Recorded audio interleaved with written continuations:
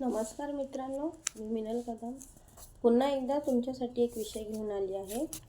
तो विषय असा आहे 26 जानेवारी। जसा आपला तिरंगा फडकत राहतो ना त्या हवेने, तसंच आपल्या डोक्यातले विचार, चांगले विचार आणि चांगले विचार येत राहावे यासाठी या देशाच्या आणि या ग्रहाबद्दल असे विचार नेहमी या डोक्यात यावे। जसा हा तिरंगा फडकतो त्या हवेच्या आधारे, तसंच आपल्या डोक्यातले चांगले विचार त्या भगवंताच्या आधारे आपले चांगले विचार येता आले पाहिजे आणि त्या तिरंगासारखे चांगले विचार फडकले गेले पाहिजे आणि असे चांगले विचार फडकता राहिले पाहिजे। म्हणून हे 26 जानेवारी आणि 15 ऑगस्ट हे निमित्त नसून रोज स्वच्छता अभियान राबवता आले पाहिजे।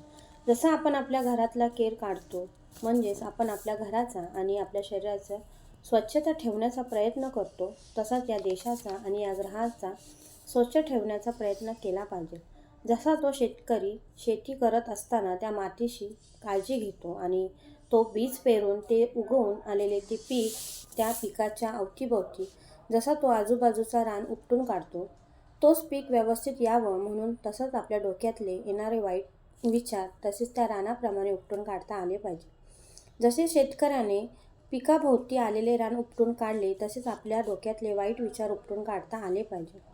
जसा तो शेतकरी तो मातीशी एकनिष्ठ असतो ना, तसंच आपण सुद्धा या मातीशी एकनिष्ठ राहिलं पाहिजे।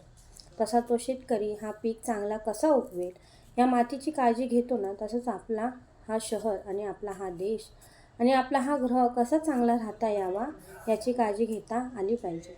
जय हिंद।